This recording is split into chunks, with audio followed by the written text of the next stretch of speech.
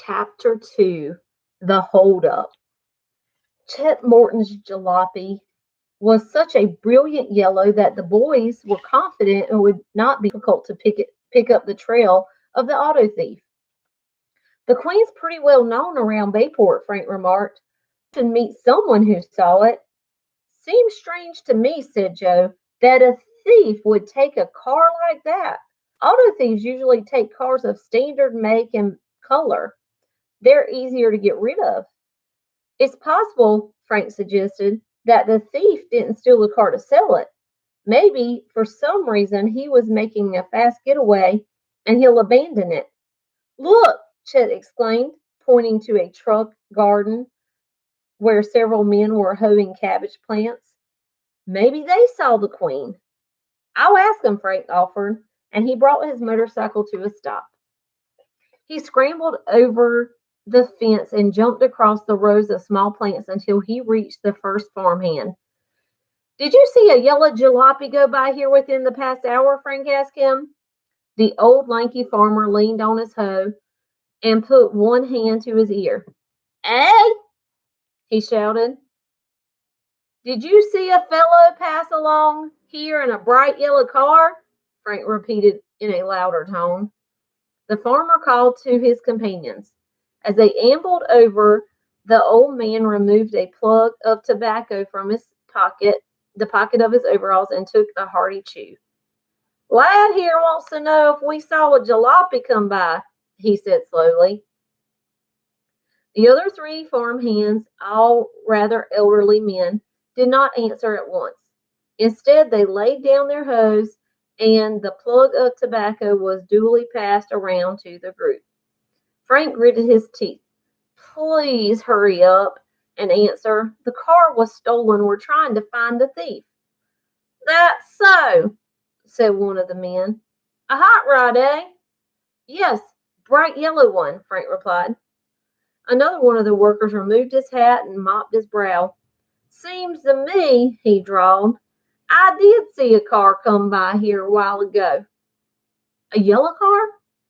No, 'twarn't yeller.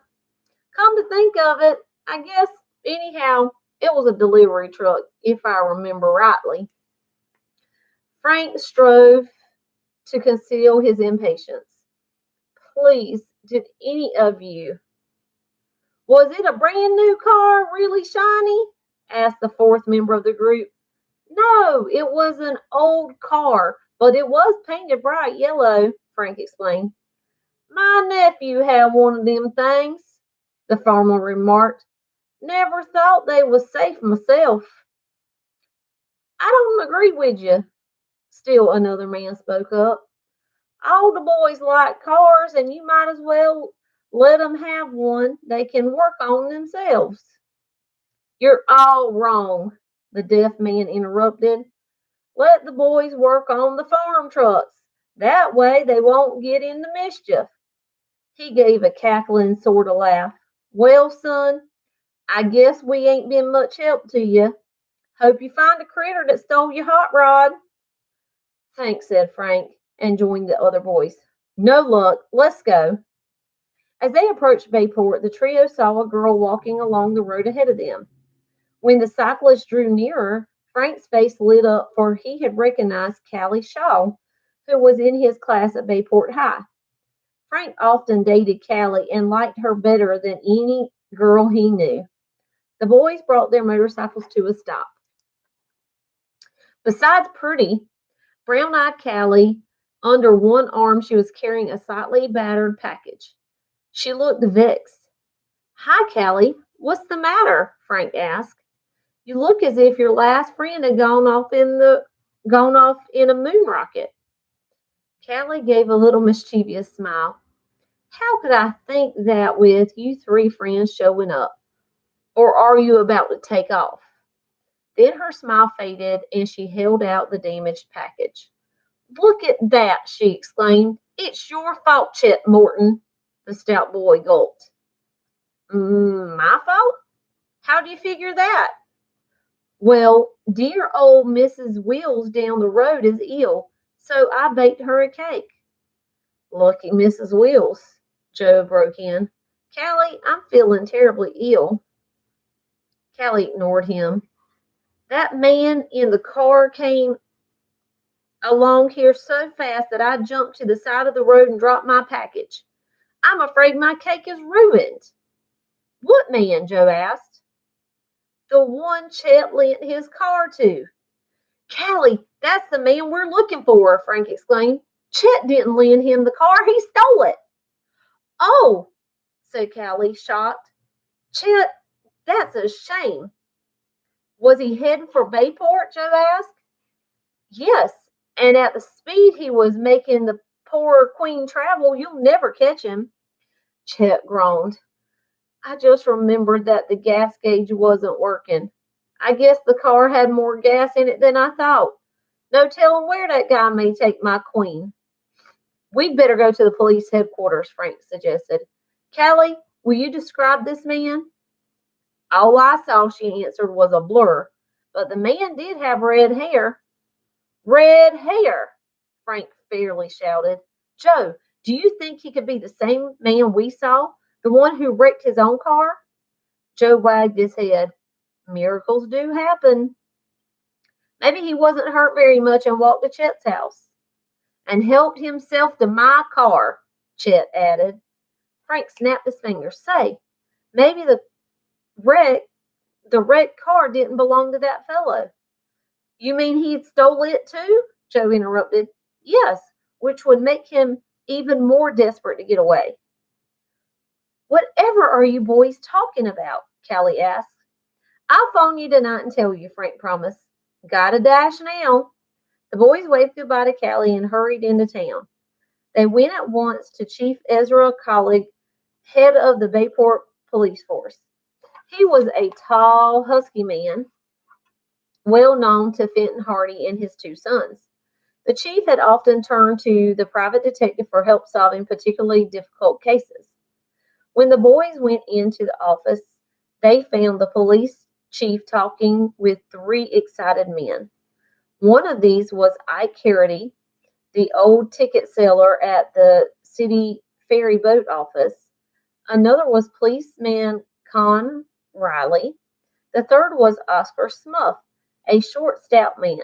He was invariably seen wearing a checkered suit and a soft felt hat.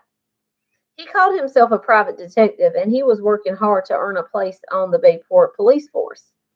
Smuff's playing up to Colleague again, Joe whispered, chuckling as the boys waited for the chief to speak to them.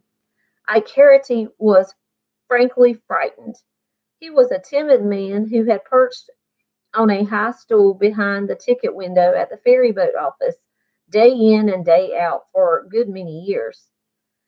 I was just counting up the morning's receipts, he was saying in a high-pitched, excited voice, when in comes this fellow and sticks a revolver in front of my nose.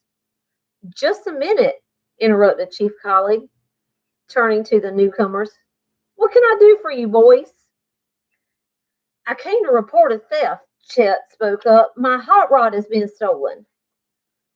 Why, it was one of those crazy hot rods this fellow drove, Ike Carity cried out. A yellow one. Ha! Exclaimed Oscar Smuff. A clue. He immediately pulled out a pencil and a notebook from his pocket. My queen! Shouted Chet. Chief Colleague rapped on his desk for quiet and asked, What's a queen got to do with all of this? Chet explained then the chief related Harity's story for him. A man drove up to the ferryboat office and tried to hold up Mr. Harity, but a passenger came into the office and the fellow ran away.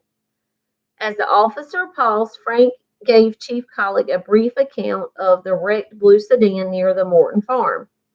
I'll send some men out there right now, the chief pressed the buzzer and quickly relayed his orders. It certainly looks, Joe commented, as if the man who stole Chet's car and the fellow who tried to hold up the ferryboat office are the same person. Did you notice the color of the man's hair? Frank asked Mr. Harity. Smuff interrupted. What's that got to do with it? It may have a great deal to do with it, Frank replied. What was the color of his hair, Mr. Harity? Dark brown and short cropped. Frank and Joe looked at each other perplexed. "You're sure it wasn't red?" Joe asked. Chief Collick sat forward in his chair. "What are you driving at, boys? Have you some information about this man?" "We were told," said Joe, "that the guy who stole Chet's car had red hair. A friend of ours saw him." "Then he must have turned the jalopy over to someone else," Chief Collick concluded. At this moment, a short, nervous little man was ushered into the room. He was the passenger who had gone into the ferryboat office at the time of the attempted holdup. Chief Collick had sent for him. The newcomer introduced himself as Henry J. Brown of New York. He told of entering the office and seeing the man run away from the ticket window with a revolver in his hand. "What color was his hair?" Frank asked eagerly. "Did you notice?" "I can't say that I did," the man replied. "My eyes were focused on that gun. Say, wait a minute. He had red hair. You couldn't miss it. I noticed it after he jumped into the car." Oscar Smuff looked bewildered. "You say he had red hair?" The detective turned to Mr. Harity. "And you say he had dark hair. Something's wrong somewhere." He shook his head in puzzlement. The others were puzzled too. Frank asked Mr. Brown to tell once more just when he had noticed the red hair. "After the fellow leaned down in the car and popped his head up again," the New Yorker replied. Frank and Joe exchanged glances. Was it possible the red-haired was a wig and the thief had put it on just before Mr. Brown had noticed him? The boys kept still. They didn't want any interference from Smuff in tracking down this clue. Harity and Brown began to argue over the color of the thief's hair. Finally, Chief Collick had to rap once more for order. "I'll send out an alarm for both this hold-up man and for Chet's car. I guess that's all that can be done for now." Undaunted by their failure to catch the thief, the Hardy boys left police headquarters with Chet Morton. They were determined to pursue the case. "We'll talk with Dad tonight, Chet," Frank promised. "Maybe he'll give us some leads." "I sure hope so, fellas," their friend replied as they climbed onto their motorcycles. The same thought was running through Frank and Joe's mind.